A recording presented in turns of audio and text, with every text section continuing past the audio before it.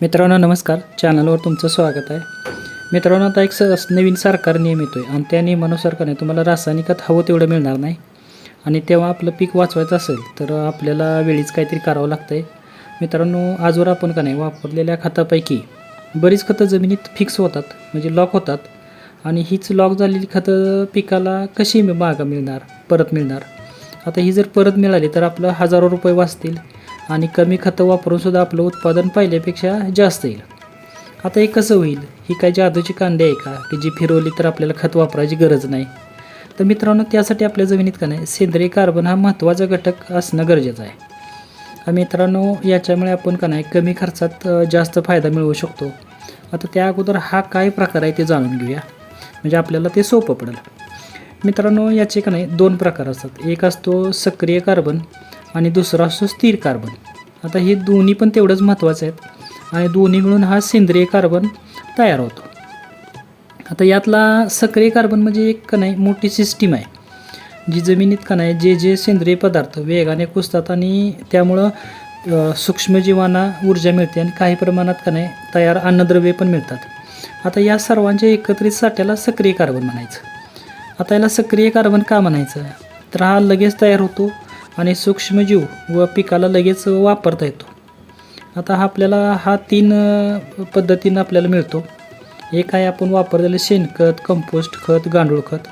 दुसऱ्या ह्यांना मिळतो तो म्हणजे जमिनीत लगेच कुजणारे पिकांचे ताजे अवशेष म्हणजेच मुळ्या, पालापाचोळा आणि हिरवळीची खतं. आणि तिसरा आहे सर्वात महत्त्वाचं, पिकांच्या मुळातून पाझरणारे स्त्राव, यालाच का नाही लिक्विड कार्बन पॅथवे म्हणतात.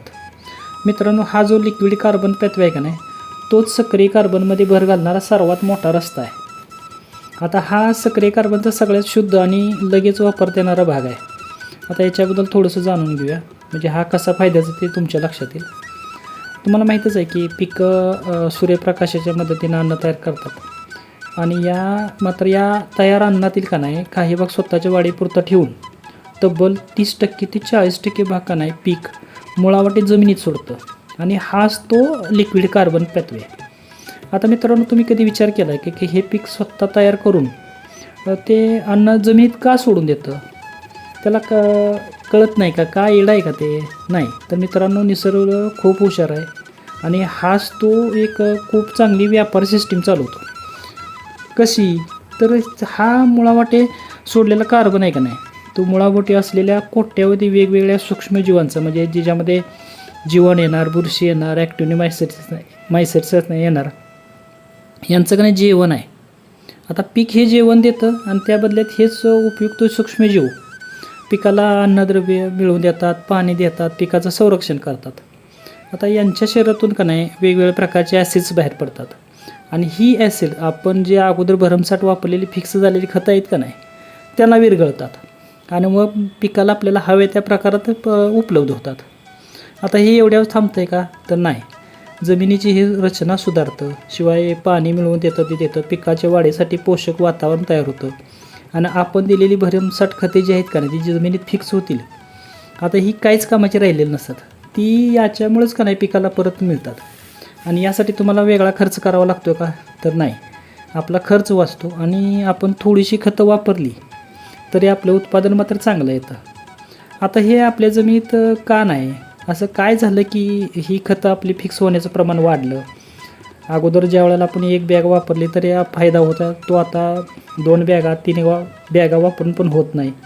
याचं कारण आहे जमिनीला भरपूर सेंद्रिय पदार्थ पाहिजेत आणि ते दिले नाहीत. आता नको तेवढी आपण पिकाची गरज ओळखून खतं न वापरता आपला शेजारी वापरतोय म्हणून आपण एक बाब त्याच्यापेक्षा वाढवूनच द्यायला लागलो. आणि हा जो भरमसाठ वापर आहे का नाही तसंच सतत केली जाणारी नांगरट, सूक्ष्मजीव जगतील असं वातावरण नसणं, ह्या सगळ्या गोष्टी याला कारणीभूत आहेत.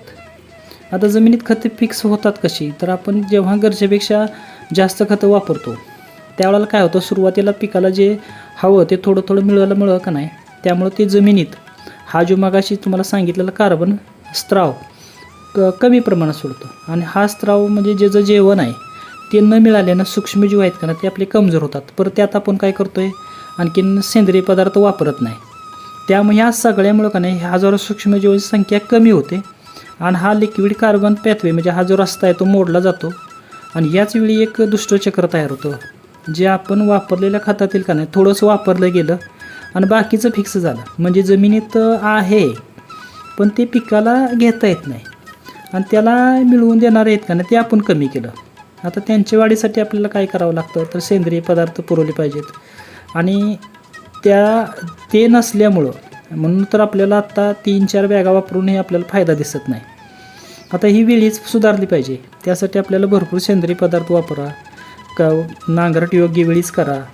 आता थोडक्यात सांगायचं तर सक्रिय कार्बन हा जमिनीचा श्वास आहे आणि तो रोज तयार होतो आणि रोज वापरला जातो.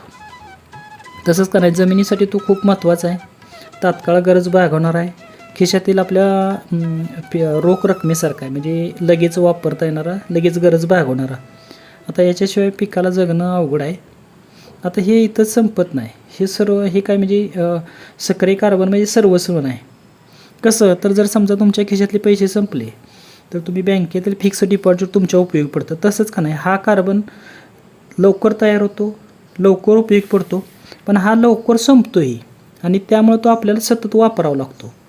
आणि महत्त्वाचं म्हणजे आपण आपली जमीन का नाही कायमची सुधारत नाही त्यासाठी उपयोगाचा आहे तो स्थिर कार्बन म्हणजे आपलं फिक्स डिपॉझिट. आता त्याविषयी आपण पुढील भागात माहिती घेऊया. मित्रांनो ही माहिती तुम्हाला कशी वाटली तुम्ही तुमच्या शेतात असे काही प्रयोग करता का त्याचं कमेंट करा. व्हिडिओला लाईक करा व्हिडिओ शेअर करा आणि अशाच फायदेशीर माहितीसाठी चॅनल सबस्क्राईब करायला विसरू नका. भेटूया पुढील भागात.